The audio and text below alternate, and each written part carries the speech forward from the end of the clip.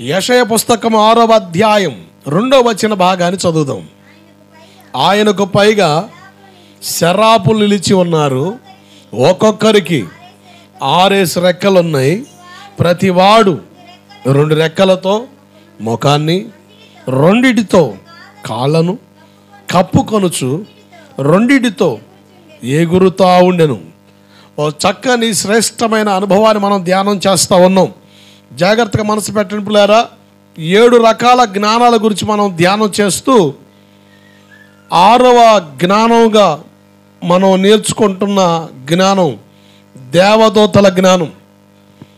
బైబిల్లో 7 రకాల జ్ఞానాల గురించి ప్రస్తావించబడి ఉందని, ఆ 7 రకాల జ్ఞానాల గురించిన వివరాలు మనం అధ్యయనం చేస్తూ, మీకు స్క్రీన్లో కనబడుతుంది అనుకుంటున్నాను. మొదటి జ్ఞానం అజ్ఞానం, 2వదిగా భూ సంబంధమైన జ్ఞానం, 3వదిగా ప్రకృతి సంబంధమైన జ్ఞానం, 4వదిగా దెయ్యముల జ్ఞానం, 5వదిగా సొలొమోను జ్ఞానం. ఈ 5 రకాల జ్ఞానాల గురించిన వివరాలు నేను మీకు ఇచ్చాను. 6వదిగా దేవదూతల జ్ఞానాల గురించిన వివరాలను మనం చూస్తూ ఉన్నాం. ఈ దేవదూతల జ్ఞానాల గురించిన ప్రస్తావనలో అసలు దేవదూతలు ఉన్నాయా, వాటి స్థితి ఏంటి, వాటి స్థాయి ఏంటి, బయటోడికి తెలియట్లే. కొంతమంది 2 రెక్కల గల్లోళ్ళు ఆకాశంలో కనబడుతున్నారని, ఏవో ఏలియన్స్ తిరుగుతున్నారని రకరకాల మాటలు మనకు వినబడతా ఉన్నాయి. దేవదూతల గురించిన విషయాలు లోకానికి తెలియవు. కానీ పరిశుద్ధ గ్రంథాన్ని ధ్యానం చేసే మనకు దేవదూతల గురించిన చక్కని నమూనా మనం చూడగలుగుతాం. దేవుడికి స్తోత్రం కలుగునగాక. దేవుడు చేసిన సృష్టిలో 2 భాగాలు ఉన్నాయని చెప్పాను. ఒకటి కనిపించే సృష్టి, ఈ బాహ్య నేత్రాలు కనబడే సృష్టి. 2వదిగా కనబడని సృష్టి, విజబుల్ అండ్ నాన్ విజబుల్. కనిపించే సృష్టి, కనబడని సృష్టి. ఈ 2 దేవుడు కలగ చేశాడు. కనబడిన సృష్టిలో ఒక భాగమే దేవదూతలు. ఈ దేవదూతలు కనబడిన సృష్టిలో ఆత్మల లోకం అంటారు. నాన్ విజిబుల్ కనబడిన సృష్టిని కూడా దేవుడు చేశాడు. దాంట్లో భాగంగా దేవదూతలు అమర్చబడ్డాయి. అసలు దేవదూతలు ఎవరు, వాటి విధానం ఏంటి, వాటి స్థాయి ఏంటి, వాటి స్థితి ఏంటి చక్కగా బైబిల్లో పొందుపరచబడ్డాయి. ఎందుకంటే సృష్టికి మూలాధారమైన దేవుడు గనక. దేవుడికి స్తోత్రం కలుగునగాక. కలగజేసిన వాడు గనక. ఫోన్ కనిపెట్టినోడు ఫోనుకు సంబంధించిన వివరాలు మొత్తం మాన్యులో రాస్తాడు. కొత్తలో సెల్ ఫోన్స్ వచ్చినప్పుడు చిన్న పుస్తకం కూడా ఇచ్చేవాళ్ళు. ఏమైనా డౌట్స్ ఉంటే దాంట్లో చూసుకొని కాస్త డౌట్స్ క్లియర్ చేసుకొని. ప్రతి వస్తువుకు మాన్యువల్ ఇస్తాడు దాన్ని నిర్మించిన వ్యక్తి. ఫ్యాన్ చేస్తే ఫ్యాన్కి మాన్యువల్ ఉంటుంది, బుక్. ఫోన్కి కూడా మాన్యువల్ ఉంటుంది. ఇప్పుడు అవసరం లేదు, ఎందుకంటే బాగా అలవాటు అయిపోయింది కనుక. అలాగే దేవుడు సృష్టిని చేశాడు. సృష్టికి సంబంధించిన మాన్యువల్ మన చేతుల్లో ఉన్న ఈ పరిశుద్ధ గ్రంథం. గట్టిగా చప్పలు కొడుతూ స్తోత్రం చెప్పండి. హల్లెలూయా. కనుక ఈ మాన్యువల్, ఈ పుస్తకాన్ని మనం అధ్యయనం చేస్తే సృష్టిలో ఉన్న విషయం మనం గుర్తించగలం. దేవదూతల గురించిన ప్రస్తావన ఎదురు తీసుకొని వచ్చాను. ఈ దేవదూతల గురించిన అధ్యాయంలోనే యెషయా పుస్తకం 6వ అధ్యాయం 2వ వచన భాగంలో మనం వెళ్ళాం. అక్కడ సింహాసనానికి సమీపంగా దూతలు ఉన్నాయని, ఆ దూతలకి 6 రెక్కలు ఉన్నాయని. దూతలు అనగానే క్రిస్మస్ నాటికల్లో కానీ ఏ ప్రోగ్రాంలో దూత అనగానే 2 రెక్కలు కనబడతాయి. కానీ ఆశ్చర్యంగా ఇక్కడ దేవుని సింహాసనానికి సమీపంగా ఉన్న దూతలకి 6 రెక్కలు ఉన్నాయి. 6 రెక్కలు ఉన్నాయి అని మాట్లాడి వదిలేసి ఉంటే పెద్ద విశేషం కాదు. మ్యాటర్ ఏంటంటే 2 రెక్కలతో ముఖాన్ని కప్పుకున్నాయట, 2 రెక్కలతో కాలు కప్పుకున్నాయట, 2 రెక్కలతో ఎగురుతున్నాయట. అంటే ఏదో ఒక విషయాన్ని మనకి బోధిస్తున్నాడు పరిశుద్ధాత్ముడు. అక్కడ ఏదో ఒకటి మనకి నేర్పాలనుకుంటున్నాడు. ఏంటది? ముఖాన్ని ఎందుకు కప్పుకున్నాయి? మనం కనబడకూడదు, దేవుడు కనబడాలి. దేవుడికి స్తోత్రం కలుగునగాక. మనం మరుగైపోవాలి. ఎవరికి రావాలి మహిమ? ఎవరికి రావాలి? దేవునికి మహిమ రావాలి. దేవునికి మహిమ రావాలి. మన మరుగైపోవాలి. బడాయి బచ్చా కూళ్ళ తెచ్చని ఆశలు ఎత్తే మాత్రం తాట తీసి వదిలిపెడతాడు దేవుడు. మీకు ఒక సంగతి చెప్తా సందర్భాన్ని బట్టి. ఈ నెల 8వ తారీఖున లాస్ ఏంజల్స్ అనే ప్రాంతం కారు చిచ్చు చేత, అంటే అగ్ని చేత తగలబడింది. ప్రపంచమంతా నివ్వెరపోయింది. అసలు ఏంది ఈ సంగతి, ఎందుకు ఇలా జరిగిందని ఆశ్చర్యం, చాలా ఆశ్చర్యమైన సంగతి జరిగింది. మీరు జాగ్రత్తగా మనసు పెట్టండి. న్యూస్ ఛానల్స్లో కానీ ఏ మీడియా చూసినా, యూట్యూబ్లో చూసినా ఒకటే రచ్చ. ఏంటి? లాస్ ఏంజల్స్ తగలబడుతుంది. కారణం ఏంటి? మీరు జాగ్రత్తగా మనసు పెట్టండి. లాస్ ఏంజల్స్ అనే ఈ ప్రాంతం అమెరికాలో ఉంది. కాలిఫోర్నియా అనే ఓ ప్రాంతంలో లాస్ ఏంజల్స్ ఉంది. ప్రపంచంలో ప్రఖ్యాతిగాంచిన దేశాల్లో సుసంపన్నమైన దేశం ఇది. హాలీవుడ్ నటులందరూ కూడా నివసించే స్థలం అది. అంటే ప్రపంచంలో టాప్ మోస్ట్ డబ్బున్న వాళ్ళు ఉండే స్థలం ఏదంటే లాస్ ఏంజల్స్. లాస్ ఏంజల్స్లో ఆ వ్యక్తికి ఇల్లు ఉందంటే అతడు ప్రపంచ ప్రఖ్యాతిగాంచిన ధనవంతుడే ఉండాల. హాలీవుడ్లో వాళ్ళందరూ హీరోస్ మొత్తం కూడా అక్కడే ఉంటారు. వీళ్ళు ఒక చిన్న సెలబ్రేషన్స్ పెట్టుకున్నారు, గోల్డెన్ గ్లోబ్ సెలబ్రేషన్స్ అని.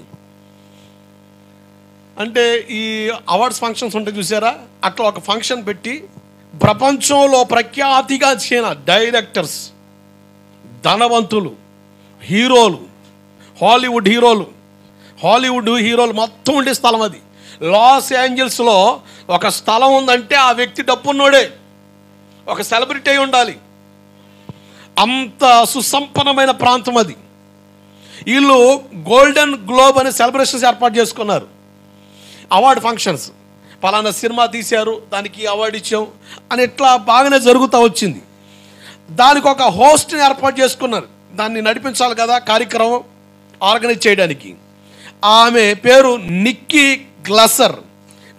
గ్లసర్ అనే ఈమె అక్కడ ఉన్న వాళ్ళు ఉత్తేజపరచాలనుకొని ఏం మాట్లాడడం ప్రారంభించిందంటే, మీరు ప్రపంచ ప్రఖ్యాతిగాంచిన హీరోలు కదా, ప్రపంచవ్యాప్తం మీకు ఫ్యాన్స్ ఉన్నారు, అభిమానులు ఉన్నారు. హాలీవుడ్లో ఉన్న వాళ్ళకి, మన బాలీవుడ్ హీరోస్కి కూడా హాలీవుడ్లో హీరోస్ ఉన్నారు, ఫ్యాన్స్ ఉన్నారు. అంటే హాలీవుడ్లో ఉన్న వాళ్ళని బాలీవుడ్ హీరోస్ కూడా మా హీరోగా అని చెప్పుకుంటారు. ఇక టాలీవుడ్, మాలీవుడ్, ఇక ఇవి ఉంటాయి కదా, వుడ్డు, గుడ్డు, తెడ్డు.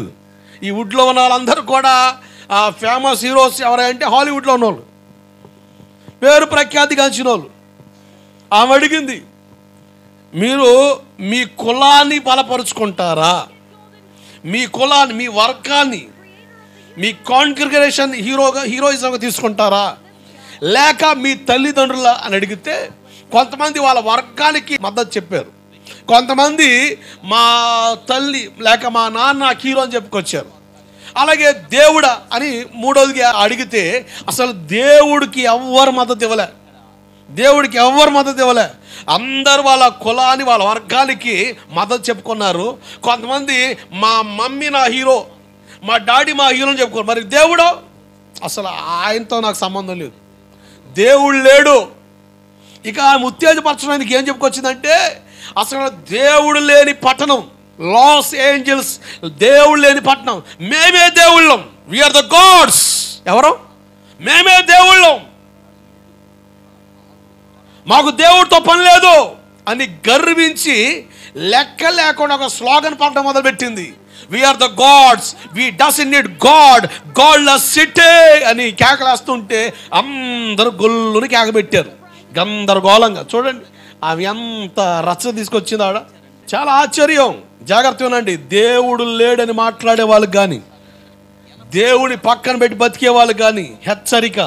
దేవుడు అంటే చాలా చులకనైపోయిందండి. ఇక్కడ కూర్చున్న మీలో కూడా చాలా మందికి అట్టగే ఉంది. దేవుడు అంటే మాకు లెక్క లేదని మాట్లాడుకొస్తున్నామే. తగలబడుతుంది, ఇప్పటికి కూడా ఆరలే. నేను డిసెంబర్ 31వ తారీఖు ఒక మాట చెప్పా, ఈ నెల మొదటి ఆదివారం ఒక మాట చెప్పా, దేవుని స్తుతించే కృప, దేవుని స్తుతించే భాగ్యం మనకు దేవుడిచ్చునుగాకని. దేవుడికి స్తోత్రం కలుగునుగాక.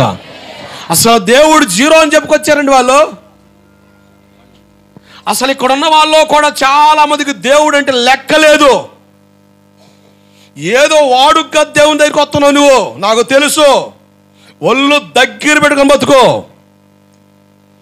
యాసాలేసావా తోలు ఊడుద్ది. హెచ్చరికిస్తున్నా నీకు, జాగ్రత్త జాగ్రత్త. నువ్వు ఎవడ కాడని ఆటలాడు, దేవుడు కాడాడేవా. లాస్ ఏంజల్స్ ఉన్న వాళ్ళు డబ్బున్న వాళ్ళండి, సుసంపన్నమైన పట్టణం. వాళ్ళు దేవుడు లేడు, godless city, we doesn't need God, మాకు దేవుడు వద్దని విర్రవీగారు.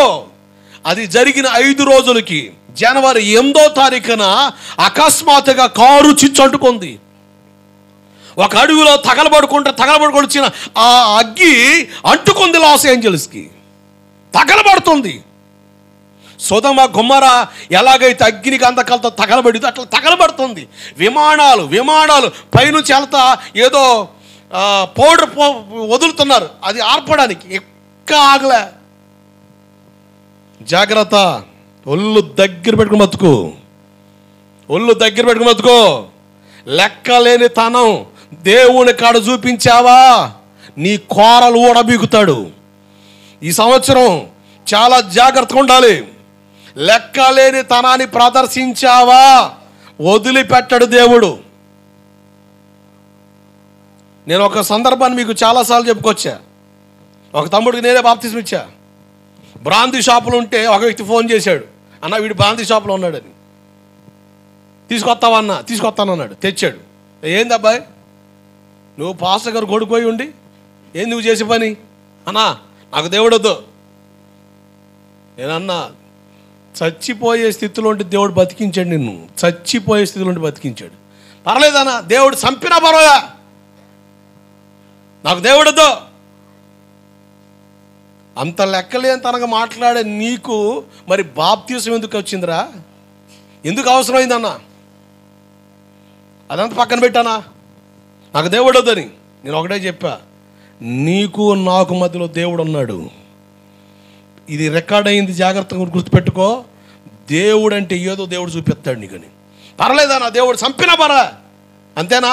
సరే ప్రార్థన చేస్తా, సరే కళ్ళు మూసుకుని 2 మొక్కలు చెప్పి ప్రార్థన చెప్పి పంపించా.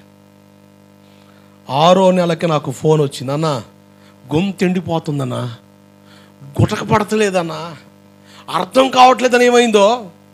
దాదాపు 6 నెలలు చొక్కలు చూపించాడు దేవుడు. Don't play games with God. దేవునితో ఆటలాడొద్దు. ప్రపంచం భయం గొప్పట్లోకి వెళ్ళిపోబోతుంది. గోవిందపురమా, నూతులో కప్పలాగుండొద్దు.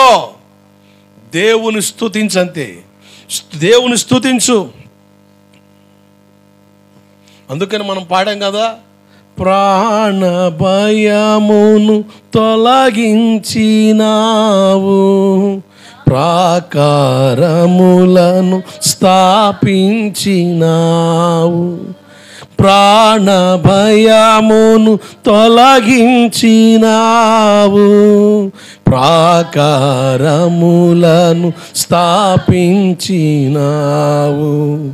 సర్వజనులలో నీ మహిమ వివరింప, దీర్ఘాయువుతో నన్ను నింపినావు. నీ కృప బాహుల్యమే, వీడని అనుబంధమై, తలచిన ప్రతి క్షణమున నూతన బలమిచ్చెను. నీ కృప బాహుల్యమే. అందరూ చప్పలు కొడుతూ కలిసి పాడుదాం. తలచిన ప్రతి క్షణమున బలమిచ్చెను. స్తుతి పాడుటకే బ్రతికించిన జీవనదాతవు నీవేనయ్యా. స్తుతి పాడుటకే బ్రతికించిన జీవనదాతవు నీవేనయ్యా.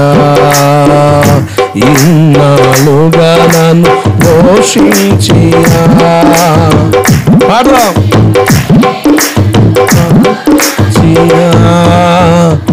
ఇన్నాళ్ళుగా నన్ను పోషించిన తల్లివలే నన్ను ఓదార్చిన నీ ప్రేమ నాపై ఎన్నడు మారదు యేసయ్యా నీ ప్రేమ నాపై ఎన్నడు మారదు యేసయ్యా జీవిత కాలమంతా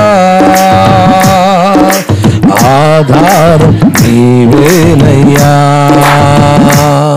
నా జీవిత కాలమంతా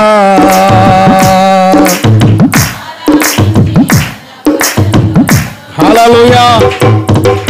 మీ స్క్రీన్లో ఒక ఇమేజ్ కనబడుతుందా? మీ అరచేతుల్లో మీ అవయవాలన్నీ ఉన్నాయి. చూపుడు వేలికి రక్త ప్రసారం అందుతుంది అనుకోండి, కంటికి అందుద్ది. ఎక్కడికి? కంటికి. అర్థమైందా? చప్పట్లు కొట్టడంలో అంత ఆరోగ్యం ఉంది. ఇదిగో ఈ వేలికి పేగులు అంటే చప్పట్లు కొట్టడం వల్ల ఆటోమేటిక్గా రక్త ప్రసరణ అన్ని అవయవాలకి వెళ్ళొద్ది. నువ్వేం కొట్టలేక సత్తున్నట. చప్పట్లు కొడుతూ పాడదామా? వాయిద్యాలు ఏముండవు. వాస్తవం చెప్పాలంటే 10 తంతుల సితార ఇదే. 10 తంతుల. ఇప్పుడు వాయిద్యాలు వచ్చిన తర్వాత చప్పట్లు కొట్టడం మానేస్తున్నారు. చప్పట్లు కొడితే దేవుని ఆరాధిస్తే అసలు ఆ సాటిస్ఫాక్షన్ వేరు. ఎంత ఆరోగ్యం అండి. అనారోగ్యంతో ఇంటికి పోతుంటివి. ఎందుకయ్యా అంటే నువ్వు సక్రంగా ఆరాధన చేయక. నీ ప్రేమ నాపై ఎన్నడు మారదు. చిన్నగా ఈ సౌండ్ బాగా వినబడాల. చూడు గట్టి కొట్టాలా. జీవితకాలమంతా ఆధారం నీవే. గట్టిగా నా జీవితకాలమంతా ఆరాధించి గణపరతును. జీవితకాలమంతా ఆధారం నీవేనయ్యా. జీవితకాలమంతా ఆరాధించి గణపరతును. స్తుతి పాడుటకే బ్రతికించిన జీవనదాతవు నీవేనయ్యా. పాడాలందరూ చప్పట్లు. జీవనదాతవు నీవేనయ్యా. ఇన్నాళ్ళుగా పోషించిన తల్లివలే నన్ను ఓదార్చిన ఇన్నాళ్ళుగా నన్ను పోషించిన తల్లివలే నన్ను ఓదార్చిన ఈ ప్రేమ నాపై ఎన్నడు మారదు. చప్పట్లు.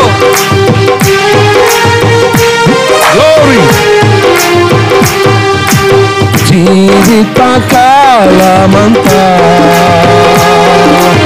ఆధారం నీవేనయ్యా. నా జీవితకాలమంతా ఆరాధించి గణపరతును. జీవితకాలమంతా ఆధారం నీవేనయ్యా. నా జీవిత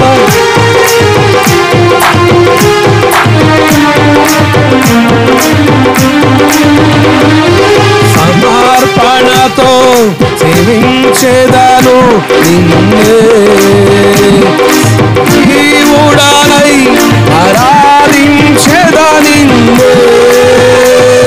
సమర్పణతో సేవించేదాను నిన్నే. సజీవుడనై ఆరాధించేదా నిన్నే. నూతన గీతం యేసయ్యా నీవు చూపిన ప్రేమను మరువను ఏ స్థితిలోనైనను గీతములే పాడేదా దోహరుడా యేసయ్యా చూపిన ప్రేమను మరువను ఏ స్థితిలో సమర్పణతో సేవించెదను నిన్నే సజీవుడనై ఆరాధించెదను నిన్నే సమర్పణతో సేవించెదను నిన్నే సజీవుడనై ఆరాధించెదను నిన్నే. హల్లెలూయా. లాస్ ఏంజల్స్ అగ్నితో తగలబడుతుంది. కారణం ఒకటి, అసలు దేవుడు లేడని విర్రవీగిన వాళ్ళు. సంగమా, ఒక దైవజుడిగా చేతులు జోడించి చెప్తున్నాను, దేవుని ఎప్పుడు తోలనాడుక. అస్సలు గర్వాన్ని దైవిక విషయాల్లో ప్రదర్శించావా, తోలు తీసి డోలు కడతాడు. అదురుపోతున్నారు ఇప్పుడు, ఎటు చూసినా కూడా లాస్ ఏంజల్స్ కోసమే. అసలు ఎందుకు ఇట్లా జరుగుతుంది? దేవుడు లేడు, మేమే దేవుళ్ళం. We are the gods. We doesn't need God, godless city. దేవుడు లేని పట్టణం అని విర్రవీగారు.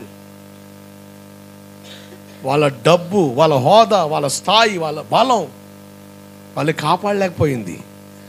ప్రాణ భయముతో ప్రజలు పరుగులు తీయడం ప్రారంభించారు. పరుగులు తీస్తున్నారు, గందరగోళం.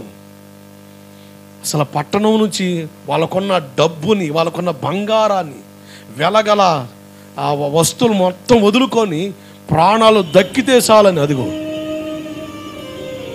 పరుగులు తీస్తున్నారు. డబ్బు ఎక్కడ పెట్టావు? బంగారం ఎక్కడ పెట్టావు? ₹1,00,000 పరుపు కాలిపోద్దేమో, తగలబడతారు అయ్యా. కారు చిచ్చుకు చిక్కబడి లాస్ ఏంజల్స్ తగలబడిపోతుంది. వాళ్ళు చెప్పిన మాట, no God, godless city, we are the God's.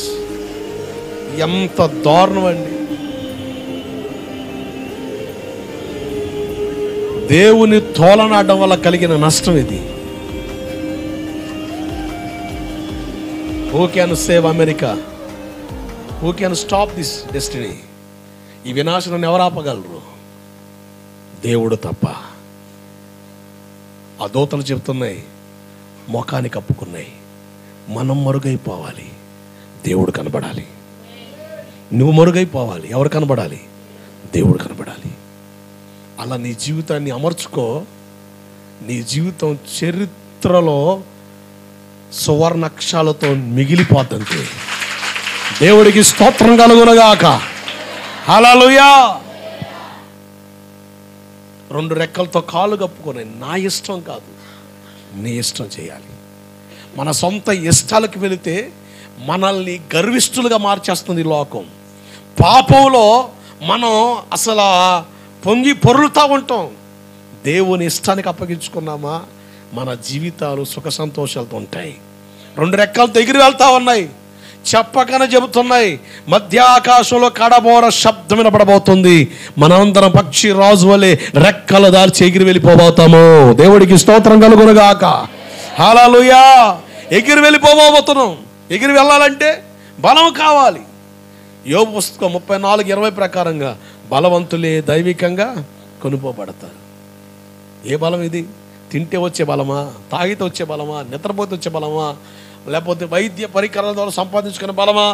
వ్యాయామం చేస్తే వచ్చే బలమా? కాదు కాదు. ఆత్మ సంబంధమైన బలాన్ని గురించి దేవుడు మాట్లాడుతున్నాడు. ఎస్తేరు పుస్తకం 10వ అధ్యాయం 2-3 వచనాలు మీరు చూస్తే మొర్దుకై బలాన్ని గురించి దేవుడు చెబుతున్నాడు. ఒక సామాన్య వ్యక్తి గురించి, సంసోను బలాన్ని గురించి అంటే నేను మాట్లాడను, ఎందుకంటే నా జీరు చేయబడ్డాడు, బలాఢ్యుడు. సంసోను బలాన్ని గురించి బైబిల్ మాట్లాడుతుంది. కానీ ఒక సామాన్యుడు, ఒక చిరుద్యోగి, చెరపటువంటి యూదుడు, బెన్యామీను గోత్రికుడు, సామాన్యుడైన బెన్యామీను గోత్రికుడుగా ఉన్న మొర్దెకై గురించి దేవుడు అంటాడు, మొర్దుకై బలమును గురించి. What is the strength of the Mordecai? Mordecai బలం ఏంటి? తనకున్న బ్యాంక్ బ్యాలెన్సా? తనకున్న పలుకుబడా? మొర్దుకై బలం ఏంటి? బెన్యామీను గోత్రికుడు, బెనోని యాకోబు కుమారుడైన యాకోబుకి పుట్టిన చిన్న కొడుకు బెన్యామీన్. తల్లి కంటూ చచ్చిపోయింది, దుఃఖపుత్రుడని పెట్టింది. యాకోబు ప్రార్థన చేస్తాడు, అయ్యా ఈ వ్యక్తిని దుఃఖపుత్రుడిగా ఉంచొద్దు, నీ కుడి చేతి పుత్రుడిగా మార్చని ప్రార్థన చేస్తాడు. దేవుడికి స్తోత్రం కలుగును గాక. యాకోబు ప్రార్థన ద్వారా బెన్యామీను గోత్రాన్ని దేవుడు ఆశీర్వదించాడు. అంటే నీ కొరకు ప్రార్థించే వ్యక్తి ఉండాలి. ఎవరా వ్యక్తి? సేవకుడు. నీ కొరకు ప్రార్థన చేసే దైవజనుడు ఉండాలి నీ జీవితంలో. సంఘ కాపరి విలువ, సేవకుని విలువ ఇదే. నీ కొరకు ప్రార్థన చేసే సేవకుడు ఉండాలి, నిన్ను ఆశీర్వదించే సేవకుడు ఉండాలి, నిన్ను గద్దించే సేవకుడు ఉండాలి, నీకు మేలు చెప్పే సేవకుడు ఉండాలి, నీ కొరకు ప్రార్థించే తండ్రి ఉండాలి, నీ కొరకు ప్రార్థించే ఆత్మీయ తండ్రి ఉండాలి. 2 ఎస్తేరు పుస్తకం 2వ అధ్యాయం 20-21 వచనాలు. ఒక చిన్న సమాచారం చేరవేయడం ద్వారా రాజు ప్రాణాలు భద్రపరచబడ్డాయి. అంటే పనిలో నమ్మకత్వం కనపరిచాడు. నమ్మకస్తుడు. సామెతలు 28-20 నమ్మకస్తు మెండైన దీవెనలు. ఏ విషయం నమ్మకం ఉండాలి?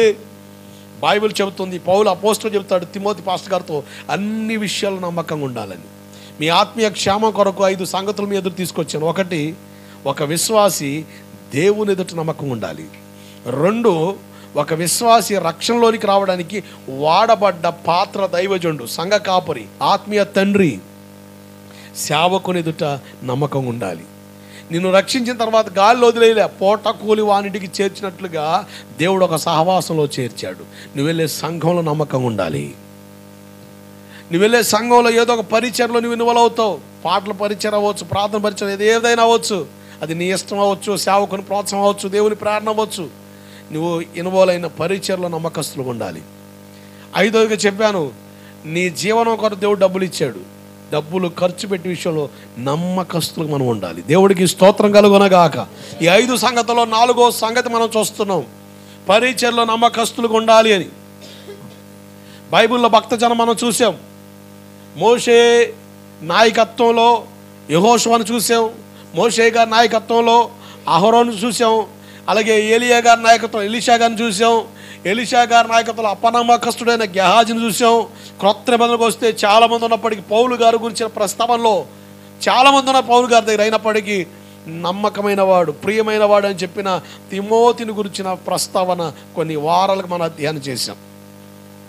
అంటే పరిచర్యలో సేవలోకి వచ్చే వాళ్ళు, సేవకులుగా తీర్చిదిద్దబడే వాళ్ళు నమ్మకంగా ఉంటే కలిగే ఆశీర్వాదం అని చెప్పాను. విశ్వాసులకి ఏమైనా ఉందా? నమ్మకంగా ఉంటే ఉంది. అందుకని ఇర్మీయా పుస్తకం 33వ అధ్యాయం 22వ వచన భాగం చదవండి త్వరగా.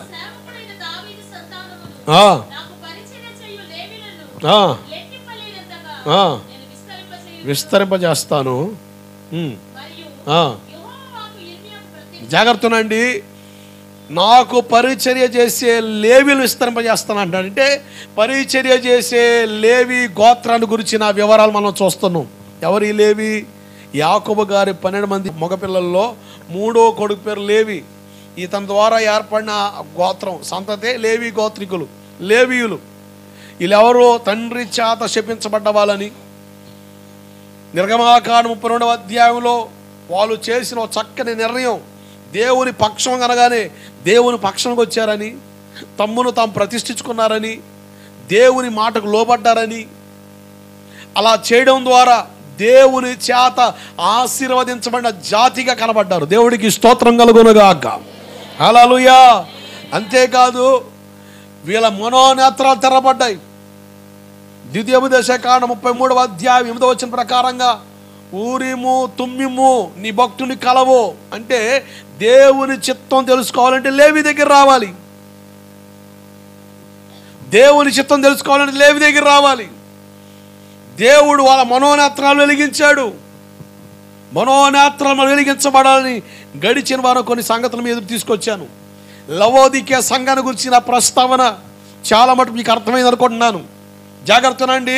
మనోనేత్రాలు తెరవబడాలి. మనోనేత్రం అంటే ఒకడంటాడు మనోనేత్రం అరికాల్లో ఉంటుంది అంటాడు. అక్కడ ఆడి మెదడు ఆడ దిగింది, అరికాల్లో లేదు. ఇంకొకడు అంటాడు మనోనేత్రం మోకాల్లో ఉందని, ఈడిది జారింది ఆడికి. ఇంకొకడు అంటాడు తెలివిగా మనోనేత్రం ఇదిగో ఇక్కడ నొసటిలో ఇక్కడ ఉంది. బాగా చూసి ఉంటాడు, మూడో కన్ను తెరవడం ఈడ ఉందట ఆడికి, ఈడ. మనోనేత్రం అంటే ఇంగ్లీష్లో చక్కని మాట ఉంది, ఐస్ ఆఫ్ అండర్స్టాండింగ్. ఏంటి చెప్పండి? అర్థం చేసుకునే కనులు. దేవుడికి స్తోత్రం కలుగునగాక.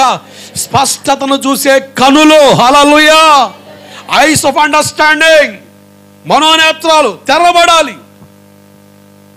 మనోనేత్రాలు తెరబడడం ఆశీర్వాదం. మనోనేత్రాలు తెరబడితే మనం ఎక్కడ భ్రమపరచబడం.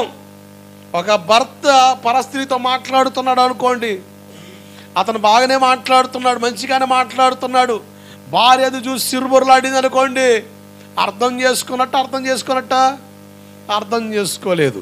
ఇప్పుడు భర్త మాట్లాడుతున్నాడు పరస్త్రీతో, ఈమె దూరం నుండి చూసి ఏం పిల్ల మీ ఆయన పొద్దుత్వం ఆ పిల్లతో మాట్లాడుతున్నాడు అని లేనిపోని ముచ్చలు చెప్పే వాళ్ళు ఉంటారు కా కొసకొసలో.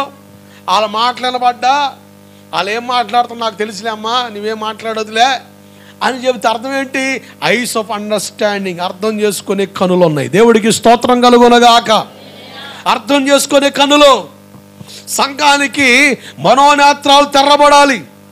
కొరింథీ 2:4 యుగ సంబంధమైన దేవత అట మనోనేత్రాలకు ఏం కలిగించింది? గుడ్డితనం కలిగించింది. ఈరోజు గుడ్డితనం కలిగించింది కనుక ఎంత దారుణం ఉందో తెలుసా భక్తి? చాలా దారుణం అండి. నేను ఎవరిని విమర్శించట్లేదు, వాస్తవం చెప్తుప్పుడు క్రైస్తవ వ్యతిరేకులు క్రైస్తవుల్లో ఏ లోపాలు దొరుకుతాయో వాళ్ళ మీద నేరారోపణ చేద్దామని సీసీ కెమెరాలకు తెలిసారు కళ్ళు. మొన్నటిదా పట్టించుకోలే, ఏదో చేస్తున్నారు అనుకున్నారు. ఇక మనోళ్ళు ఎగబడి తెగబడుతుంటే ఇక వీళ్ళు కూడా రేజ్ అయ్యారు. అయ్యి బాబోయ్ వీళ్ళు ఏదో తేడా చేస్తున్నారా నాయన, ఏందిరా అయ్యి అంటే ఇదిగో మన మతాన్ని మనకున్న సిద్ధాంతాలను వీళ్ళు తొంగలో దొక్కి లేనిపోని మాటలు చెప్పి మాయ చేస్తున్నారా నాయన అన్నట్టుగా వాళ్ళు ఫీల్ అయిపోయి, మేము మత మార్పులు చేయట్లే, మనసు మారుతుందంతే. దేవుడికి స్తోత్రం కలుగునగాక.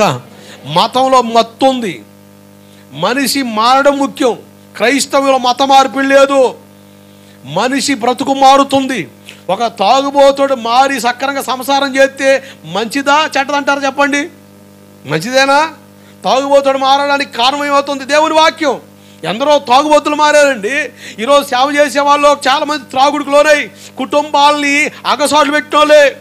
ఈరోజు వాళ్ళ భార్య దగ్గరికి వెళ్ళి అడగండి, పాస్టర్ దగ్గరికి వెళ్ళి అడగండి, అమ్మా ఒకప్పుడు నీ భర్త ఏంటంటే ఒకప్పుడు పలానా వ్యక్తిగా ఉన్నప్పుడు అయ్యా తాగుబోతుడయ్యా, తిరిగిపోతుడయ్యా, కుటుంబంలో సమాధానం లేదా, ఇప్పుడు దేవుని సేవ చేస్తున్నాం, దేవుని పని చేస్తున్నాం, నా భర్త మారాడు, ఈరోజు నా భర్త సాక్ష్యం వేల మంది మారుతున్నారు అని.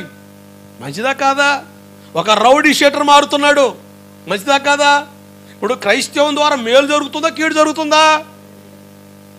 సంసారాలు పాడు చేయండి, కొంపలు కోర్చమని చెప్తున్నావా? అరే సంసారం కట్టుకోరా ఆయన, బతుకు మార్చుకోరా బాబు, జీవితం బాగు చేసుకోరని చెప్తున్నావు, కానీ పాడు చేసే మాటలు కాదుగా. దేవుని మాట మహిమ కలిగిన మాట. ఈరోజు క్రైస్తవంలో లేనిపోని పోకళ్ళు వచ్చినాయి. ఈ పూజారి గారు చూడండి ఏమంటున్నాడు, చాలా విచిత్రమైన విధానాలు క్రైస్తవంలోకి వచ్చేసినాయి. నూజివీడులో జరిగిన సందర్భాన్ని ఎత్తిపెట్టి మాట్లాడుతున్నాడు ఆ మనిషి. మీకు ఒక వీడియో చూపిస్తాను చూడండి.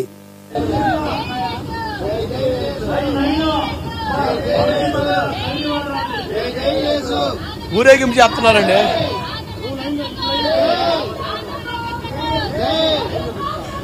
వాళ్ళు ఎర్రబొట్లు వేసుకుంటారు కదా, మన వాళ్ళు తెల్లబొట్లు వేసారు. తెలివితేటలు మీరిపోయినాయి. చూశారు కదండి, నూజివీడు పట్టణంలో జరిగినటువంటి యేసుక్రీస్తు వారి పల్లకీ ఉత్సవంలో పాల్గొన్నారట. వాళ్ళెవరో పాల్గొన్నాము అని వ్రాసుకున్నారు.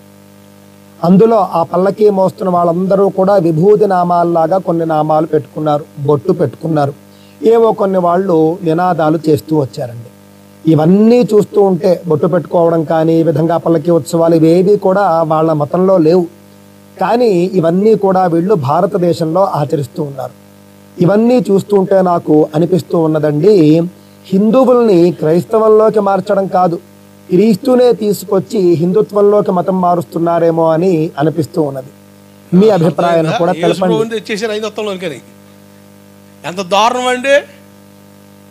అంటే క్రైస్తవ్యంలో కొన్ని పద్ధతులు ఉన్నాయి, కొన్ని విధానాలు ఉన్నాయని అన్నిడు కూడా అర్థమవుతుంది.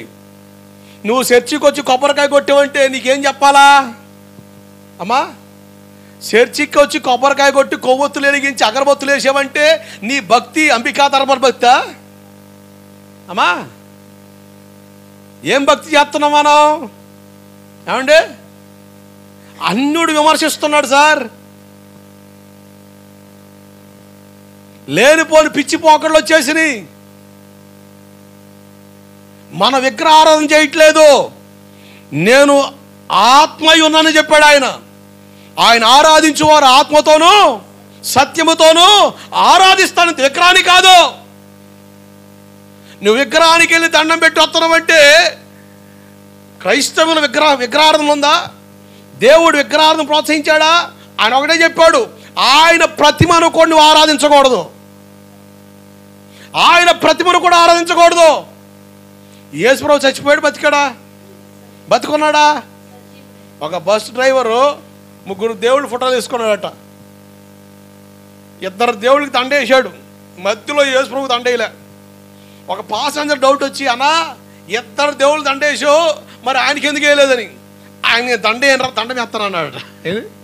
దండేయనరా, దండం వేస్తున్నాడు. ఎందుకయ్యా అంటే వాళ్ళు బతికున్నారు, తెచ్చారు నాకు తెలియదు, కానీ ఆ మధ్యలో ఉన్నాడే ఆయన మాత్రం బతికే ఉన్నాడు. దేవుడికి స్తోత్రం కలుగునుగాక. హల్లెలూయా. నువ్వు దండేస్తావు, దండం వేయవు. జాగ్రత్త. మనోనేత్రాలకి ఏం కలుగుతుంది?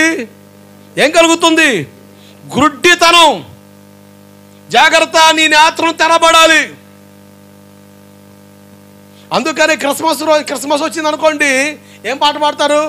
లాలమ్మ లాలి నా బాల యేసుకే లాలి అంటే ఇంకా ఉయ్యాలేసి ఊపుతున్నావా? ఇంకా ఉయ్యాలేసి ఊపుతున్నావమ్మా? ఆయన ఎదిగాడు, సేవ చేశాడు, చనిపోయి సమాజం పెట్టి తిరిగి లేచి ఆయన వస్తానని అంటుంటే ఇంకా ఉయ్యాలేసి ఊపుతుంటివి నువ్వు. ఇంకా దారుణం. కొంతమంది అయితే సినిమా పాటను రీమిక్స్ చేసినట్టుగా ఇక ఏం చేస్తున్నారు తెలుసా? ఏసే పాట పాడేస్తున్నారు. మస్క మస్క చీకటిలో యేసయ్య రాకడలో నీకు మనసైనది. అబ్బో, మస్క మస్క చీకటిలో అసలు ఈడు గుడ్డోడై ఉండాలా? ఏమంటే ఒకడేమో ఏకంగా వీడియో పెట్టాడు, ఊ అంటావా ప్రభువా, బారు మీసాలు పెట్టాడు, తిప్పాడు ఇటు.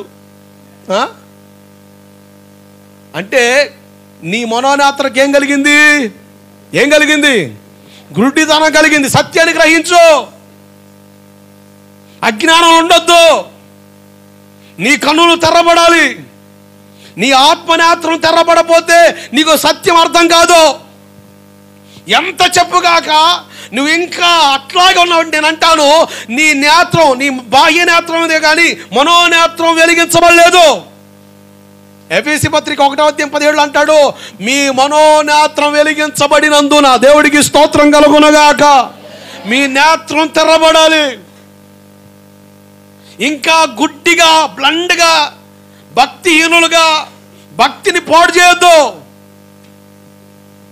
క్రైస్తవంలో రకరకాల పోకడలు వస్తున్నాయండి. చెప్పుకుంటే రోజు సాలదు అన్నట్టు ఉంది పరిస్థితి. ఎందుకయ్యా అంటే దేవుని వాక్యం తెలియక. దేవుని వాక్యం తెలుసుకో. దేవుని వాక్యంలో ఏముందో నేర్చుకో.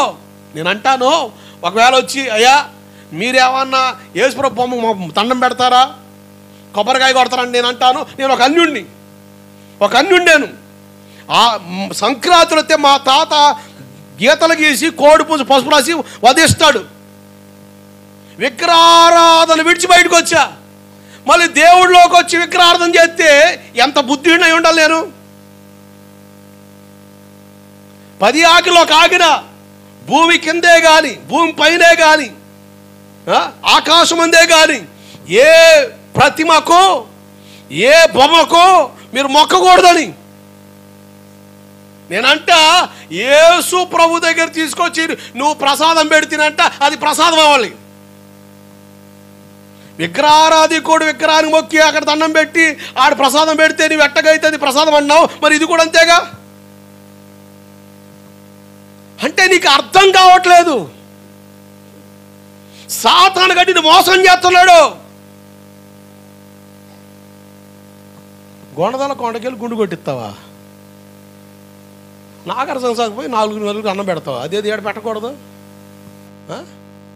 బడాయి వచ్చే కూళ్ళే వచ్చి ఎందుకురా నీకు? అప్పు తెచ్చి నిప్పు సార తాడు అవసరమా? బడాయి పనులు చేస్తారండి మన వాళ్ళు. అప్పులు తెచ్చడం చేత కాదు, తెచ్చిన సంపద ఇంట్లోకి ఇవ్వడం చేత కాదు, కానీ బడాయి వ్యవహారం గొడవల కొండకెళ్ళి గుండు కొట్టిద్దాం. ఆయన నీ గుండె అడగట్లే, నీ గుండెని అడుగుతున్నాడు రా నాయన. దేవుడికి స్తోత్రం కలుగునుగాక. నీ గుండె ఆయనకి ఎందుకు? ఏం కావాలి ఆయనకి? నీ గుండెను.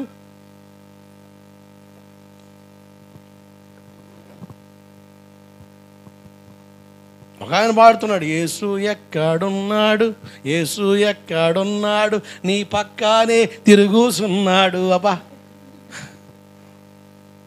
ఎంతకు మించిన పాటలు ఏమి దొరకలేదయ్యా. మన క్రైస్తవంలో పాటలేవా?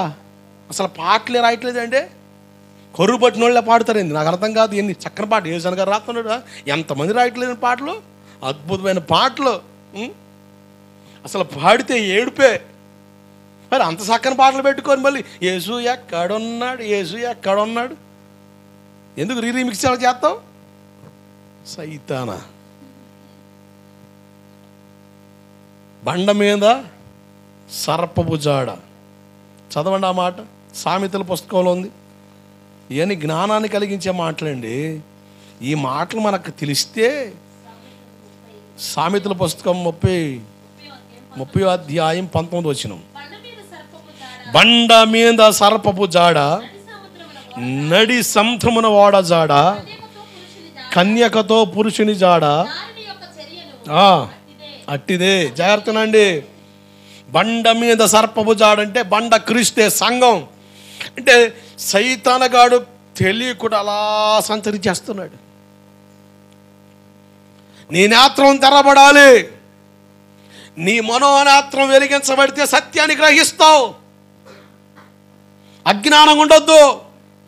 సైతానగాడు ఎంత కుయుక్తిపరుడై అంటే తెలివిగా మనలోనే లేనిపోని పోకడలు, లేనిపోని అవ్వారాలు తెచ్చి, లేనిపోని తతంగాలు తెచ్చి నాశనం చేస్తున్నారు. ఒక ఆయన పత్రిక ఇచ్చాడు, అన్నా ఈ 20 మంది పంచిపెట్టి మంచి జరుగుద్ది. ఏముందిరా దాంట్లో? ఏదో చర్చిలోనట ఎవరో ప్రత్యక్షం అయ్యాడట, నేను మరలా పుడతానన్నాడట, అది నువ్వు ప్రసారం చేయి నీకు మేలు జరుగుతున్నాడట. అతను చేయలేదట, వాళ్ళ అబ్బాయికి యాక్సిడెంట్ అయ్యి కాలు ఇరిగిందట. భయపడిపోయి పత్రికలు వేసి 100 మంది పసిపెట్టాడట, వాడికి మేలు జరిగిందట. ఏడుంది బైబిల్లో? బైబిల్లో ఉందండి? ఉందా? ఉందా? ఈయన ఎవరు చేస్తున్నారు తెలుసా? పాతనికి వచ్చే వాళ్ళు చేస్తున్నారు. ఎవరండి? చర్చికి వచ్చే వాళ్ళు చేస్తున్నారండి. ఎంత అజ్ఞానం అండి. వాక్యం తెలుసా? ఎంత మోసపోతున్నారండి జనాలు. చాలా దారుణం. నేను మరలా చెబుతున్నా, కాలిఫోర్నియా దేశంలో వెర్జీనియా అనే ప్రాంతంలో ఎవరో పిల్లోడికి దేవుని ఆత్మ వస్తే ఆ ప్రార్థన గుంపులో ఆ పిల్లోడు అన్నాడట, ఇదిగో కరోనా వచ్చి భయపడుతున్నారా? కంగారు పడకండి, మీ బైబిల్లో తల వెంట్రుకుంటే తీసి లీటర్ నీళ్ళు వేసి గంట తర్వాత తాగు, నీకేం రాదు. నిజమా? గోవిందపురంలో తెలుగు మీరులో చేశారు కొంతమంది. అసలు వెర్జీనియా యాడా, గోవిందపురం యాడా?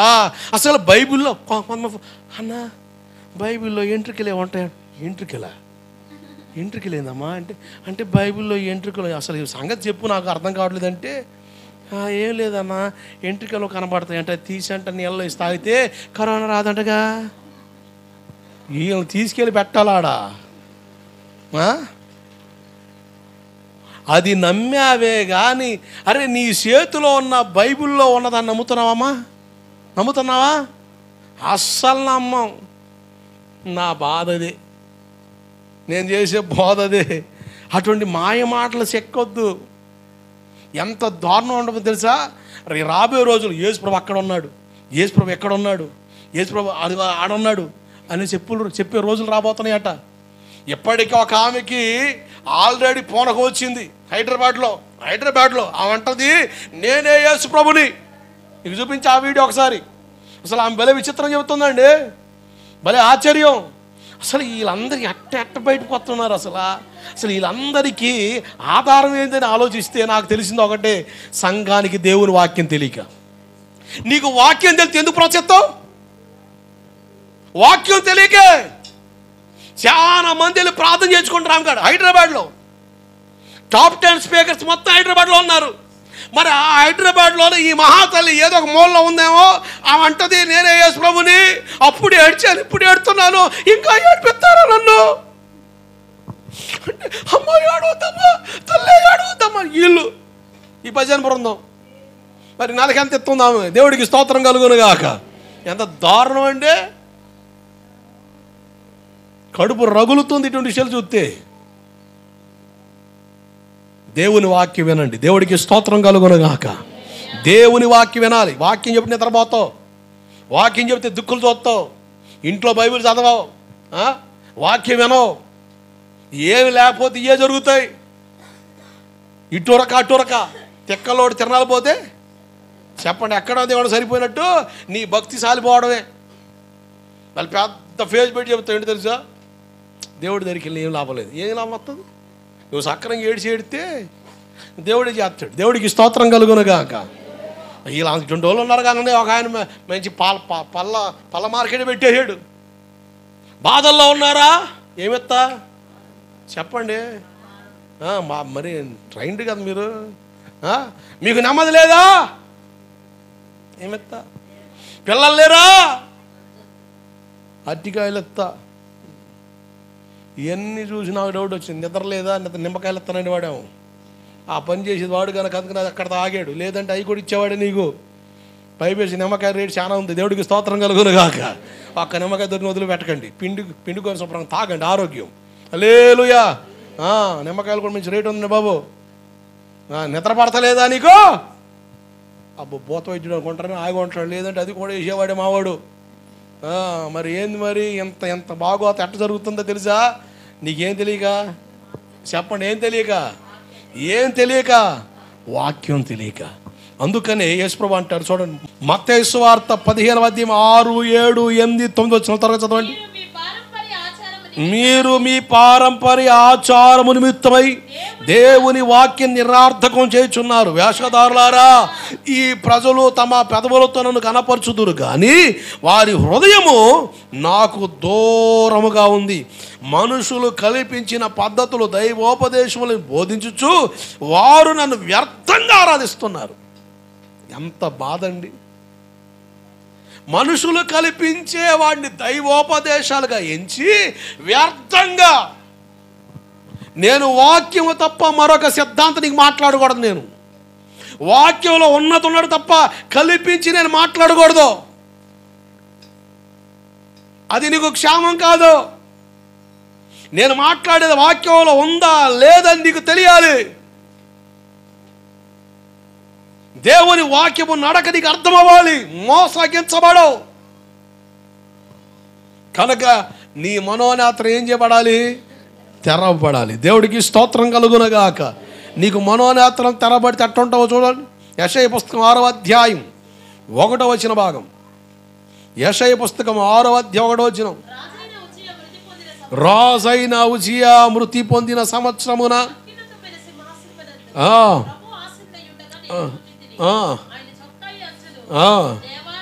జాగ్రత్తనండి.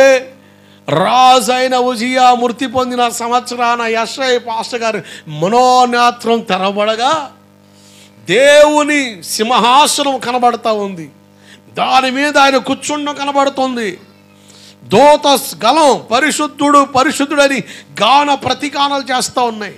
గడప కొమ్ముల పునాదులు వణుకుతా ఉన్నాయి. గాన ప్రతిగానాలు, దేవుని ఆరాధిస్తున్నాయి దూతలు, దేవుని కనపరుస్తున్నారు దూతలు. జాగ్రత్తనండి. యెషయా పాస్టర్ గారి కనులు తెరవబడిన తర్వాత ఆయన స్పష్టంగా దేవుని చూశాడు. దేవుడికి స్తోత్రం కలుగునగాక. సరైన ఆరాధన ఏంటి, సరైన ఆరాధన ఎలా ఉంటుందో పాస్టర్ గారు కనులు తెరబడ్డాక అర్థమైంది. ఏంటి, ఆయనే కనబడుతున్నాడు. ఏ వ్యక్తికి కానీ ఏ వ్యవస్థకు కానీ దేనికి కానీ ఆరాధన ఆపాదించబట్టలేదు. యేసు ప్రభులు వారు ఒక్కడే, దేవదేవుడు ఒక్కడే ఆరాధించబడతా ఉన్నాడు. ఆయనకు ఒక్కడికే కుర్చీ ఉంది. దేవుడికి స్తోత్రం కలుగునగాక. హల్లెలూయా. కొన్ని సంఘాల్లో చూస్తుంటాం, బలిపీఠ మీద కుర్చీలు ఒక మూడేసి వాటికి తెల్లటవలు కప్పుతున్నారు. ఏందయ్యా అంటే చనిపోయిన సేవకుల ఆత్మలు చాడా ఏంటి, ఎటు నుంచి వచ్చావు అయ్యా నువ్వా? కుర్చీలేసి వేసాడు, తెల్లటవలు వేస్తున్నాడు. ఏందిరా నాయనంటే దాని మీద ఎవడు కూర్చోకూడదంట. ఏందయ్యా అంటే చచ్చిపోయిన సేవకుల ఆత్మలు వచ్చి కూర్చుంటాయా? చనిపోయినోడు తిరిగి వస్తాడండి. ఏమండి, ఎవరికైనా దెయ్యం పట్టిందో ఏమంటాం? ఏం పేరు నీ పేరు? కరెక్ట్గా చచ్చిపోయిన పేరే చెప్పుద్ది. పలాం పట్టిందండి మా అమ్మాయికి. ఎవరు? బైబిల్ చెబుతుంది ఏంటి తెలుసా? చచ్చిపోయిన వాళ్ళు దెయ్యాలు కారు. దేవుడికి స్తోత్రం కలుగునగాక. చచ్చిపోయిన వాళ్ళే దెయ్యాలు అయితే, నిజంగా వాళ్ళు పగ తీర్చుకోవడానికి సిద్ధమైతే. నేను నరసింహపురం అని ఒక ఊరు ఉంది భీమవరం దగ్గర. నేను ఒక అడుగు ముందర వెళ్ళిపోయి ఆ ఊరికి. సరే, ఆ పాస్టర్ కొంచెం పనులు ఉన్నాడని పాపం చిన్న ఇల్లు, నేను ఇక ప్రార్థనలు ఉంటానని దరిదాపులో కొబ్బరి చెట్లు ఇవి ఉన్నాయి. ఆ కొబ్బరి చెట్లు అంటే వెళ్ళా. ఆ దరిదాపులో సమాధి దాటుకొని పోయి చాలాసేపు ప్రార్థనలు ఉండి 6:30, 7 అవుతుంది వచ్చా. చెగడబడింది, కోటం జరుగుతోంది. వాక్యం చెప్పండి మైక్ ఇచ్చారు. నేను ప్రార్థన చేసేసి వాక్యం చెప్పేశా. ప్రార్థన చేయలే, డైరెక్ట్ వాక్యం. నేను ఎక్కడ నిలబడ్డా ప్రార్థన చేసి వాక్యం చెప్తా. ఆ రోజు ఎందుకు వాక్యంలోకి వెళ్ళిపోయా. మనసు పీగేసలు ఏంది ప్రార్థన చేయకుండా వాక్యం చెప్పేస్తానని నేను ఒక పక్కన పీగుతూ ఉంది. ఇక అయిపోయిన తర్వాత అందరు లేచి పడండి అని ప్రార్థన చేస్తుంటే ఒక యవనస్తురాలకి దేవుని ఆత్మ వచ్చింది. ఇక చూసుకో ఇట్టా ఇట్టా ఇట్టా అంటుంది. నేను ఇక ఆత్మ వచ్చింది, ఇక ఏముంది ఇక నేను అనుకున్నా. ఇక ఆమె ఎగురుతా ఉంది, మొత్తం కవర్ చేస్తుంది. ఇక అందరు దూరం దొరుకుతున్నారు. అమ్మ కలుపుసుకునే వెళ్ళాడు. మనల్ని ఎవడు అర్థం చేసుకోవడం ఆలకించట్లే. వాళ్ళ జాగ్రత్త వాళ్ళు చూసుకుంటున్నారు. ఎందుకంటే మూతి పళ్ళు రాలుతాయి. పుసుకుని దగ్గరికి వెళ్తే ఎట్టా అందనుకోండి, అమ్మా ఎటు పోవాలా జరిగేయగా అని దూరం పోతున్నారు. సరే అని ప్రార్థన చేసి ముగించి ప్రార్థన చేస్తూ ఉంటే ఆ యవనస్త్రాలు మోకాల మీద పడి వచ్చి బలిపేట కాడికి వచ్చి ఎట్టా ఎట్టా ఎట్టా ఎట్టా ఊగి భయపడి ఇసిరి కొట్టింది. ఇది ఖచ్చితంగా సైతాన్ గాడే ఉండాలని. యేసు నావల సైతాన బంధితన దామానమని పడింది. ఇక వీళ్ళందరూ ప్రార్థన చేశా. ఇక ఆమెను చర్చిలో పెట్టి ప్రార్థన చేస్తుంటే వాళ్ళ ఇంట్లో వాళ్ళు ఉంటారు, వాళ్ళ నాన్న వాళ్ళ తమ్ముడు నేను శేషాల బంధించేస్తా అంటున్నాడు. నేను శేషాల బంధించేస్తా, మా పరువు తెస్తుంది. ఎవరు అంటే అసలు ఈ పిల్ల ఆ పిల్లతో ఎందుకు సహవాసం చేసింది? ఆ పిల్ల చచ్చింది, ఈ పిల్లని ఎందుకు పట్టుకుంది? ఏంది కదా అంటే ఎవరితో వచ్చావు అన్నాడు. నీతోనే వచ్చాను అంది. ఆయన నేను నాతో ఇప్పుడు దాకా దేవుడు వచ్చాను అనుకున్నాను, ఈ దెయ్యాలు కూడా వస్తున్నాయి అనుకున్నాను నేను. అసలు నాకు మైడిపోయింది, షాక్ అయిపోయా నేను. నీతో వచ్చాను అంది. నాతో దెయ్యం వచ్చిందా? ఇది ఎట్ట సాధ్యం రా నాయన, ఎంతవరకు దేవుడే వస్తున్నాడు అనుకున్నాను, ఈ కూడా వస్తున్నాయా అని. ఎక్కడి నుంచి వచ్చావు? సమాధులు కాడతాయి ఇలా. అది మొత్తాన్ని కాడ నుంచి వచ్చావా సైతానా? నా పేరు ఫలానా అంటుంది. ఏం పేరు? నా పేరు మరియమ్మ. అదేనండి శేషాలు ఓలే కొంటారు కదా. ఈ శేషా కాలేంద్రా నాయన, ఏడబట్టికి వచ్చారా శేషా? దాంట్లో ఎత్తనంట నీడు. ఓరి అయ్యా వండరా, ఎందుకు వచ్చావు అంటే, ఈ పిల్ల నేను బతుకున్నప్పుడు మా ఫ్రెండ్ను కొట్టింది అందుకని వచ్చా. అబ్బా ఏ వేషం. అప్పుడు మనకు కూడా అంత అవగాహన లేదు కదా అనుకున్నా. కానీ వాక్య ప్రత్యక్షత వచ్చిన తర్వాత అర్థమైంది, చచ్చిపోయిన వాళ్ళకి భూమి మీద దేంతో సంబంధం లేదు, ఉండదు. నిజంగా చచ్చిపోయిన వాళ్ళు పగ తీరితే ఇక్కడ బతుకున్న వాళ్ళు చాలా చచ్చిపోతారు. అంతే. చచ్చిపోరా ఖచ్చితంగా చచ్చిపోతారు. ఇక కేసులు ఏడ ఉంటాయి? ఇప్పుడు నిన్ను ఎవడని కొట్టాడు అనుకో, మరి నీ ఇంట్లో వాడు అక్కడ చచ్చిపోయాడు, వాడిని వంటి ఇష్టం ఆడు వదులుకుంటాడా? ఆయన పట్టుకొని పీకేడు, no case, no bail, no police station, direct attack. అంతే. ఎవడు చంపాడో తెలియదు. దెయ్యాల కథ. ఈ సినిమాల పనికి వస్తాయి కానీ నిజ జీవిత చరిత్రకు ఉపయోగపడవు. బైబిల్ చెబుతుంది చచ్చిపోయిన వాళ్ళు దెయ్యాలు కారు. దేవుడికి స్తోత్రం కలుగునుగాక. ఆమె అర్థమవుతుందా? ఎంతసేపు గాక ఏం పేరు అడగండి పాస్టర్ గారు, మా పిల్లని బట్టి తెగ బాధ పెట్టేస్తుంది. నేను అంటాను, ఓకే, మీ ఇంట్లో కూడా మీ పిల్లలో ఎవరో చచ్చిపోతారు. రేపొద్దున ఎవరికో బాగోదు, వాళ్ళు కూడా పళ్ళ అమ్మాయి పట్టిందంటే నీకు బాధ అనిపించదా? బాధ అనిపిస్తుందిగా. అసలు ఇవన్నీ ఎవడు చేస్తున్నాడండి? ప్రార్థనకు వచ్చే వాళ్ళు చేస్తున్నారు. దరిద్రం అండి ఇదే. అన్యుల్లో ఈ మాటలు వినలే నేను. ప్రార్థనకు వచ్చేవాళ్ళు చెప్పే డైలాగ్ చచ్చిపోయిన దెయ్యాలు అవుతారా? అరే నువ్వు చదివే బైబిల్ నువ్వు తెలుసుకునే వాక్యం ఏం చెబుతుంది? చచ్చిపోనోళ్ళు దెయ్యాలు కారు. ఉందా బైబిల్లో? ఉందా? ఏడ ఉంది? ఈ ఏడవ చోట ఉంటుందిలే, అది అట్లుండి మళ్ళీ మాకెందుకు అంటావా? ప్రసంగి 9:5 చదవండి, చూడండి బైబిల్. బ్రతికున్నవారు అయితే చచ్చిన వారు ఏమి అరగరు. ఎందుకు వచ్చావు నువ్వు? నా మంచం కోసం వచ్చా. మంచం కోసం వచ్చావా? అందుకని చచ్చిపోయిన వాళ్ళు మంచం కూడా పిల్లో ఏవే ఉన్నాయో మొత్తం ఎందుకు వచ్చాడు. మళ్ళీ వస్తే మీ ఇంట్లో వాడేగా వచ్చేది, మరి రప్పించుకోకూడదు. వామో దెయ్యం అయితే అసలు బతుకుంటుంది వేరు, చచ్చి వస్తే మేము ఆడ బతికేది. చాలా విచిత్రం. జాగ్రత్త. చచ్చిన వారికి పగ తీర్చుకోరా. చదవాలి. వారేమి ఎరగరు, వారి పేరు మరబడుతుంది, వారికి ఇంకా ఏ లాభం లేదు. ప్రేమించరు, పగబెట్టుకొనరు, సూర్యుని కింద జరుగుదు, దాంతో దేంతో సంబంధం లేదు. వాళ్ళు పగబెట్టుకోరు, ప్రేమించుకోరు. ఓ పాస్టర్ ఒక దెయ్యం బట్టి, ఈ పాస్టర్ గారికి ఏం అర్థం కావట్లేదు. ఏందిరా నాయన మాడోళ్ళకి పట్టింది పట్టగా, అసలు ఏం అర్థం కాదు. ఆ కేసు నా కాడికి వచ్చింది. ఏంటంటే నేను కాలు చాపితే వస్తుందన్నా, ఇతగాడు కాలు చాపితే ఆ ఒంట్లో దెయ్యం వస్తుందట. ఏ ఊరు అంటే నాది నరసరాపేట, అక్కడ ఉప్పలపాడు. మా పిల్లలు ఆడున్నారు, ఆడికెళ్ళి నేను ఆ పిల్లల్ని చూస్తాను. ఆడు తీసుకెళ్ళంటే ఈ పాస్టర్ గారు ఏం చేయాలో తెలియక వాళ్ళ ఆడవాళ్ళని ఎక్కించుకొని పోయి వాళ్ళ ఇంట్లో పెట్టి, అమ్మ మీ ఇంట్లో మా ఆమె ఒంట్లోకి వస్తుందమ్మా, దండం పెడతానమ్మా, ఇది జరుగుతుందమ్మా అని. ఆ ఒంట్లోకి వచ్చింది. పిల్లలు ఉన్నారు కదా, పిల్లలు చూసింది.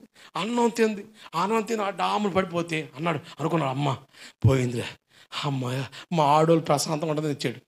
2వ రోజు మళ్ళీ వచ్చింది. మళ్ళీ ఎందుకు వచ్చావమ్మా అంటే, మళ్ళీ ఎందుకు వచ్చావమ్మా? జాగ్రత్త. దెయ్యంగాడు చెప్తే అంటున్నావే, దేవుడు చెప్తే ఏనవా? అస్సలేనో. అది వచ్చింది దరిద్రం. సైతానగాడు ఒంట్లోకి వచ్చి ఏది చెప్పినా శాతం. దేవుని ఆత్మ ఒంట్లోకి వచ్చి, దేవుని బిడ్డ కుమారుడా నా సన్నిధి దూరం అయిపోతున్నావు, నాకు దూరం అయిపోతున్నావు, కీడును తరుముతుంది, హాని తలపెట్టబడుతుంది, జాగ్రత్త అంటే మరీ దారుణం. నేను నమ్మవరా? కొంతమందికి దేవుడు చెప్తే ఎక్కదు, దెయ్యం చెప్తే బాగా ఎక్కుద్ది. అందుకని కొంతమంది ఒంట్లోకి దెయ్యాలు వచ్చాయి. దేవుడికి స్తోత్రం కలుగునుగాక. పాతగారు చెప్పినా దేవుడు చెప్పినా అర్థం కాదు. దెయ్యాలు ఒంట్లోకి వచ్చి చీల్చి చెండాలి రఫాడుతూ ఉంటే అప్పుడు ఉంటుంది, అబ్బా దేవుడు కావాలి, అప్పుడు దేవుడు కావాలి. జాగ్రత్త, మనోనేత్రం వెలిగించబడాలి. నీ మనోనేత్రం వెలిగించబడితే ఆ సత్యదేవుని నువ్వు గుర్తించగలుగుతావు. దేవుడికి స్తోత్రం కలుగునగాక. ఆయన ఒక్కడే ఆరాధనకు యోగ్యుడు, ఆయన ఒక్కడే ఆరాధనకు యోగ్యుడు. ఆయన బలం గొప్పది. నిజంగా దేవుని శక్తి నీకు అర్థమైతే తాయితులు కట్టించుకుంటావా అమ్మా? ప్రతి ఇంట్లో ఏంటి ఏవో తాళ్ళు ఉంటాయి. ఎందుకు ఈ తాళ్ళు? ఏంది? నష్టం రాకుండా. అసలు ఏమంటున్నావు నువ్వు? నీ కళ్ళకు మసకబారుతుంది ఎందుకు? దేవుడు చెప్పిన మాటని తొంగలో తొక్కుతున్నావు. పనికి మాలవన్నీ కూడా తెచ్చి ఇంట్లో పెట్టుకుంటున్నావు. యెషయా 47వ అధ్యాయం చదువు. దేవుడు అంటాడు, సవాల్ చేస్తున్నాను, నువ్వు ఎవడని తెచ్చుకో, నేను పంపే కీడు వాడు తప్పిస్తాడని చూడు. నెత్తి నోరునట్టు కొట్టుకున్నా వాళ్ళ వ్యాపారం అది, వాళ్ళు ఎవరు నీకు చెక్కరో అన్న సంగతే కనబడుతుంది అక్కడ. దేవుడికి స్తోత్రం కలుగునగాక. లాస్ ఏంజల్స్ సంగతి ఏమైంది? ఆ దేశం తగలబడుతుంది, కారు చిచ్చు చేత తగలబడుతుంది. జాగ్రత్త, దేవుని ధిక్కరించొద్దు. దేవుని మాటను తోలనాడదు, అది నీకు శాపం, అది నీకు నష్టంగా మారుద్ది. దేవుని మాటను ప్రాణప్రదముగా తీసుకున్నావా, నీ జీవితాన్ని దేవుడు ఆశీర్వాదకరంగా మారుస్తాడు. దేవుడికి స్తోత్రం కలుగునగాక. మన ఆరాధన, మనమిచ్చే ఆ ఆరాధన, మనం చేసే ఆరాధన స్తుతులు యోగ్యుడెవరు, అర్హుడెవరు? దేవుడే. అడవి కుక్కలట, అడవి జంతువులట దేవుని స్తుతిస్తున్నాయట. దేవుడిచ్చిన నీళ్లు తాగి దేవుని స్తుతిస్తున్నాయి. ఉచితంగా గాలి పీల్చుకుంటున్నావు, ఉచితంగా అన్ని పొందుకుంటున్నావు. దేవుడంటే లెక్కలేనితనం. లాస్ ఏంజల్స్ అనే పట్టణంలో జరిగిన ఆ సంఘటన ప్రపంచానికి కనువిప్పు. ప్రతి ఒక్కరు మాట్లాడుకుంటున్నారు. వాళ్ళు చెప్పింది ఎందుకు ఇలా జరిగింది. ఒక నాస్తికుడు కూడా మాట్లాడే సంగతి ఒకటే, వీళ్ళు దేవుడి ధిక్కరించారు, నో గాడ్లెస్ సిటీ అని చెప్పుకొచ్చారని. జాగ్రత్త, నీ మనోనేతల గుడ్డితనం కలిగితే నువ్వు దేవుని పసిగట్టలేవు, దేవుని ఆలోచన గుర్తించలేవు, అది నీకు నష్టం కలిగిద్ది. యెషయా పాస్టర్ గారు కనులు తెరబడ్డాయి గనక నిజదేవుణ్ణి గుర్తించగలిగాడు. రెండోదిగా, అయ్యో నేను పాపిని ఏడుస్తున్నాడు, అపవిత్రమైన పెదవులు గలవాడిని అంటున్నాడు. చూడండి 5వ వచనం, యెషయా 6:5. అయ్యో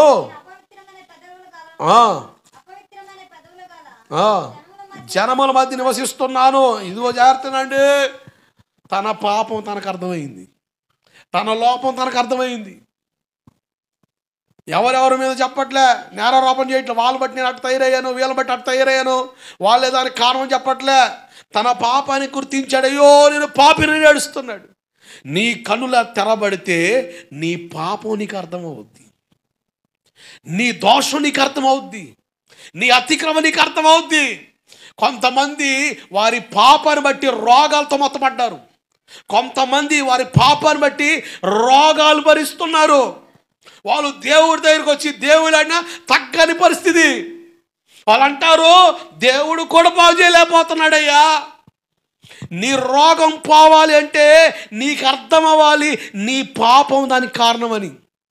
ఈరోజు రోగాలకి 75% కారణం దెయ్యాలు, దురాత్మల వల్ల కలుగుతున్న రోగాలు. సాతాను కొంతమందికి రోగాలు కలిగిస్తున్నాడు, కానీ ప్రార్థన చేయగానే వాళ్ళు ఆ సాతాను విడిచి వెళ్ళగానే ఆ రోగం కూడా పోతుంది. దేవుడికి స్తోత్రం కలుగునుగాక. నా అనుభవంతో నేను చెప్తున్నా, నా సేవా జీవితంలో దెయ్యాల ద్వారా శోధించబడి రోగాలతో మొత్తబడిన వాళ్ళ కొరకు ప్రార్థన చేస్తే అద్భుతాలు చూసిన వాళ్ళు ఉన్నారు. కారణం ఏదంటే అది ప్రార్థన ద్వారానే సాధ్యం. హాస్పిటల్ ఏమైపోవాలా, డాక్టర్ కూడా అర్థం కావట్లేదు రా నాయన, స్కానింగ్ తీసినా కూడా ఏం అర్థం కావట్లేదు సార్. ఒక అతను ఫోన్ చేశాడు, నేను నాన్న దాదాపు 3 నెలల నుంచి ఆరోగ్యం బాగుంటలేదు, చాలా ఇబ్బందిగా ఉంది, డాక్టర్ దగ్గరికి వెళ్ళి స్కానింగ్ తీస్తే ఏమీ లేదు అంటున్నాడు, ఏం అర్థం కావట్లేదు, నీకు ఏం లేదు రోగం అంటున్నాడని. నేను అన్నా, సైతాన్ ద్వారా కలిగే రోగాలు డాక్టర్లు స్కాన్స్కి తెలియవు, డాక్టర్ చెకప్లు దొరకవు. ఇంట్లోనే ఒక సమస్య అంటావు, అక్కడికి వెళ్ళగా ఇంకో సమస్య అంటావు, మళ్ళీ ఇంటికి రాగానే ఇంకో సమస్య అంటావు. జాగ్రత్తను. దెయ్యాల వల్ల కలిగే రోగాలకి విరుగుడు ఒకటే, ప్రార్థన. హల్లెలూయా. అందుకనే ప్రార్థన చేస్తే స్వస్థతలు జరుగుతున్నాయి. రెండో, బైబిల్ చెబుతుంది వారి దోషములు బట్టి వారు శ్రమపరచబడ్డారు, వారు రోగముల చేత మొత్తబడ్డారు. అంటే కొన్నిసార్లు నీ పాపాన్ని బట్టి నీకు రోగం వస్తుంది. AIDS, ఎయిడ్స్ దేని ద్వారా వచ్చింది? దేని ద్వారా వచ్చింది? ఈ పాపిష్టి పైచవగల్లో జంతువుతో సంయోగం చేస్తే వచ్చిన రోగమే. దేవుడు చెప్పాడు జంతువుతో సంయోగం చేయొద్దని. దేవుడు ఆల్రెడీ చెప్పాడు. పైత్యపు ఆలోచనలు ఎక్కువైపోయినాయి. ఓ పందితో సంయోగం చేస్తే అతగాడికి వచ్చింది AIDS.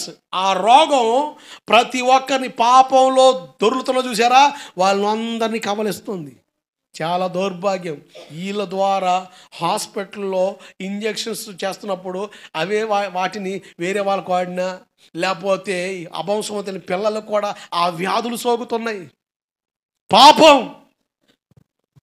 నువ్వు ఎక్కడికనుపో ప్రార్థన చేస్తే ఈ పాచకర ప్రార్థన చచ్చిపోయిన సవాళ్ళు లెగుస్తాయి అన్న ఆ వ్యక్తి దగ్గరికి వెళ్ళి నెత్తి మీద చేపెట్టి ప్రార్థన చేయించుకో, నీ రోగం పోదు. ఎందుకు పోదు? కారణం ఒకటే, నువ్వు ఉన్న స్థలంలో ప్రభువా నేను పాపినయ్యని ఏడ్చి మొరపెట్టి దేవునికి ప్రాధేయపడ్డావా, రెప్పపాటున రోగం తొలగిపోద్దంతే. దేవుడికి స్తోత్రం కలుగునుగాక. నీ పాపాన్ని బట్టి వచ్చిన రోగానికి ఒకటే ప్రాయశ్చిత్తం, ఒకటే నువ్వు కన్నీరు కాచు, పశ్చాత్తపడు. మీలో చాలా మందికి కూడా అదే సమస్య ఉంది. మీరు తెలివిగా బ్రతుకుతున్న జాగ్రత్త. నేను ఫ్రాంక్గా మాట్లాడుతున్నా. కొంతమందిలో ఉన్న పాపాన్ని బట్టే ఆ సమస్య. నువ్వు పాపాన్ని మారు, ఆ సమస్య తొలగిపోద్ది అంతే. ఆ రోగం విడిచి వెళ్ళిపోద్ది. మందుల దారి మందే. ఎన్ని డబ్బులు పెట్టుకో, ఎన్ని తిప్పలు పడో, చేయాల్సింది ఒకటే తల్లి. అమ్మ అయ్యా ఒకటే, దేవుని కాడికి వచ్చి ప్రభా ఈ పాపం నాలో ఉంది, ఈ దోషం నాలో ఉంది, ఈ అతిక్రమం నాలో ఉంది, ఈ లోపం నాలో ఉంది, మర్యాదగా దేవుని దగ్గర ఏడు. ఆరోగ్యం నీకు రాకపోతే నన్ను అడుగు. దేవుడికి స్తోత్రం కలుగును గాక. హల్లెలూయా. మూడవ కారణం, శరీరం బలహీనత కదా. ఏ వాతావరణం బట్టో కాస్త నిద్ర కాసినప్పుడు కానీ, అలసినప్పుడు కానీ, కాస్త నలిగినప్పుడు కానీ కొన్ని రోగాలు వస్తాయి. దానికి వైద్యం. అట్లా శరీరం బలహీనమైపోయి వచ్చిన రోగాల ద్వారా కొన్నిసార్లు సాతాను పనిచేస్తూ ఉంటాడు, కానీ త్వరగా తగ్గవు. అందుకని దాని వెనకాల ఏదైనా చీకటి బలం పనిచేస్తున్న ప్రార్థన చేస్తే అది గద్దించబడితే త్వరగా క్యూర్ అయిపోతావు. డాక్టర్ గారు నెల అన్నాడు అనుకో, 4-5 రోజులు బాగైపోతావు. కారణం ఏంటంటే సాతాను గాడి బలం నీ మీద పడకుండా కంట్రోల్ అయిపోతుంది కనుక ఆటోమేటిక్గా శరీరంలో ఆ బలహీనత తొలగి ఆరోగ్యం వచ్చేది. దేవుడికి స్తోత్రం కలుగునుగాక. హల్లెలూయా. నీ మనోనేత్రం తెరబడాలి. నువ్వు పాపివని ఎరగాలి. దేవుని దగ్గర ఏడు. అయ్యా పాపినయ్య కుదరదు. ఏ పాపంలో ఉన్నావు? అసలు ఏ పొరపాటు దేవుడు దగ్గర చెప్పు. అది చెప్పాం. ప్రభా పాపుల్లో ప్రధాన పాపినయ్యా, ఘోర పాపినయ్యా, పెద్ద పాపినయ్యా, అసలు క్షమించరాని పాపినయ్యా. అసలు ఏంటిరా నీ పాపం? అసలు నీ కేసు ఏంటి చెప్పు, నీ ప్రాబ్లం ఏంటో చెప్పు. ప్రభా నా కంటి చూపు మంచిది కాదయ్యా, నా ఆలోచన మంచిది కాదయ్యా, నా బుద్ధి మంచిది కాదయ్యా, నా నడక మంచిది కాదయ్యా, అయ్యా నా చేతులు మంచివి కాదయ్యా అని ఏడువు దేవుని దగ్గర. దేవుడు కలగ చేసుకుంటాడు. దేవుడు బాగు చేయడం ప్రారంభిస్తాడు.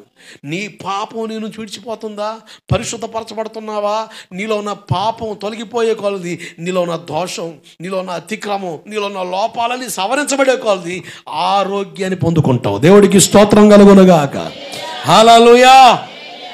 ఒక ఎయిడ్స్ రోగి నా దగ్గరికి వస్తే అతనికి ఇచ్చిన కౌన్సిలింగ్లో ఒకటే, నీ అతిక్రమం ఏం చెప్పంటే అతను డైరెక్ట్ చెప్పి, నేను లారీ డ్రైవర్నండి, కాస్త ఈ డ్రైవింగ్ సెక్షన్స్లో కొంచెం పనికి మళ్ళీ వ్యవహారాలు చేశాను, ఒప్పుకున్నాడు. నేను ఆల్రెడీ చెప్పాను, దేవుని దగ్గర ఒప్పుకో అంతే, దేవుని దగ్గర పశ్చాత్తపడంతే, దేవుని దగ్గర కన్నీరు కార్చంతే, దేవుడు క్షమిస్తాడని. నిజంగా హృదయపూర్వకంగా దేవుని దగ్గర ఏడ్చాడు, దేవుడు బాగు చేశాడు, మరలా చర్చికి రాకుండా తిరుగుతున్నాడు. ఎంత దారుణం అండి.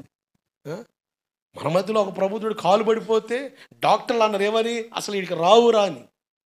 శుక్రవారం పూట ప్రార్థనలు చేయడం ప్రారంభిస్తే లేచి కూర్చున్నాడు, నిలబడ్డాడు, నడవ మొదలుపెట్టాడు, డేకొండ వచ్చాడు, ఉరుకుతున్నాడు, చర్చికి రాకుండా పరుగులు తెస్తున్నాడు.